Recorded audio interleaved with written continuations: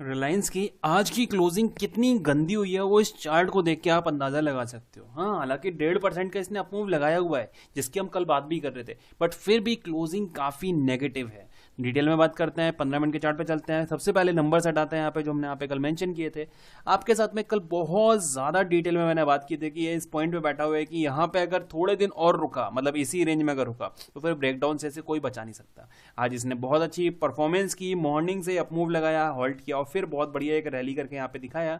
अगर बात करें अपने पॉइंट की, 45 के ऊपर एक बाइंग साइड का एक इंडिकेशन मैंने आपको दिखाया हुआ था, यानी कि इस पॉइंट पे देख सकते हैं 45 ब्रेक किया, नीचे की तरफ डिप लगाया 43 का और फिर वहां से एक फर्स्ट क्लास रैली करी। आपको मैंने पहले ही बोला था 57 55 ये हमारा हाईएस्ट टारगेट होना चाहिए, इससे ऊपर की उम्मीद मत करना। वहीं से इसने फिर नीचे का मूव लिया, इसने लगभग कुछ 48 के आसपास का और फिर क्लोजिंग 53 के आसपास इसने करके दिखाई हुई है। ऑल ओवर अगर देखा जाए तो बढ़िया दिन रहा, अच्छा पैसा कमा लिया आपने। यहाँ पे कमेंट सेक्शन में बताओगे तो हो नहीं कितना कमाया, बट फिर भी आपने कमाया है, इतना मुझे पता है। रखते हो आप, दिखाते नहीं हो, वो वाली अच्छी बात है। डिटेल में बात करते हैं अभी कि क्लोजिंग क्यों बेकार की है इसने, उसको हम यहाँ पे थोड़ा सा एक बार 1 घंटे के चार्ट पे देखते हैं। क्या यहाँ दिख रहा है? हाँ, यहाँ पे भी काफी कुछ दिख रहा है। यहाँ देखेंगे लास्ट अगर देखें इसी ट्रेड लाइन की बात करें, support bounce, support bounce, support bounce, finally क्या हुआ, इस सपोर्ट पे आया, ब्रेकडाउन किया, ब्रेकडाउन के बाद नीचे आया, नीचे से यहाँ पे इसने थोड़ा सा स्ट्रगल सा किया, एक अच्छी मूव लगाई, रीटेस्ट अटेम्प्ट किया। देखो rejection rejection rejection breakdown, breakdown के बाद रीटेस्ट अटेम्प्ट, बहुत बढ़िया इसने रीटेस्ट अटेम्प्ट किया हुआ है और अभी जो है उस पॉइंट के नीचे ही काम कर रहा है। मतलब कि यहां से अगर देखा जाए तो दो एंगल बन सकते हैं, ये आपको इजीली दिख रहा होगा। पहली चीज टॉप दिया है, बॉटम दिया है, टॉप दिया है, यहीं से अगर रिवर्स करता है ये पॉइंट होगा नेकलाइन का, नेकलाइन के बाद फिर से ये 1230 के आसपास दिख जाएगा आपको, पहली चीज। दूसरी बात, यहाँ पे अगर दूसरे पॉइंट ऑफ व्यू से देखते हैं, यानी कि पॉजिटिव माइंडसेट से देखते हैं, तो यहाँ पे एक बाइंग साइड के लिए मोमेंटम, रिजेक्शन फेस किया, सेलर्स ने अटैक किया, लास्ट जो हमारे पास सपोर्ट हुआ करता था वहां तक आया और फिर वहां से एक रिवर्स करके ऊपर की तरफ जाता हुआ दिख रहा है। कल के दिन एक ब्रेकआउट करके ऊपर चला जाएगा।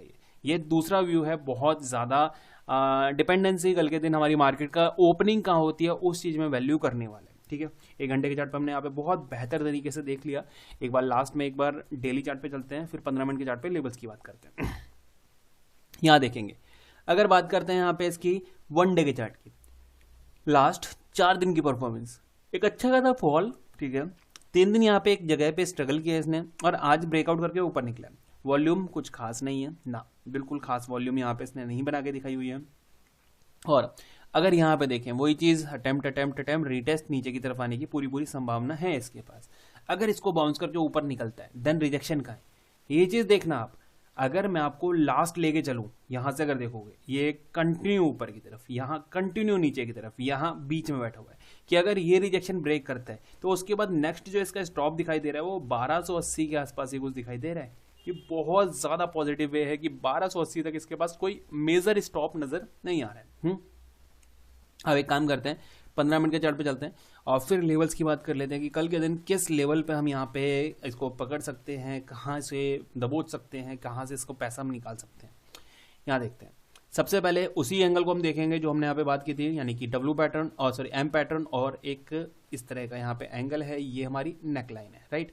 नेकलाइन ब्रेक होती है, एक बढ़िया मोमेंटम डाउन साइड का देखने के लिए मिल सकता है। तो सबसे पहले सेलर्स आपके लिए 43, इन केस अगर कल के दिन 43 ब्रेक करता है तो फिर नेक्स्ट जो है ये 33, 32, 31 ये लेवल टच करने जा सकता है।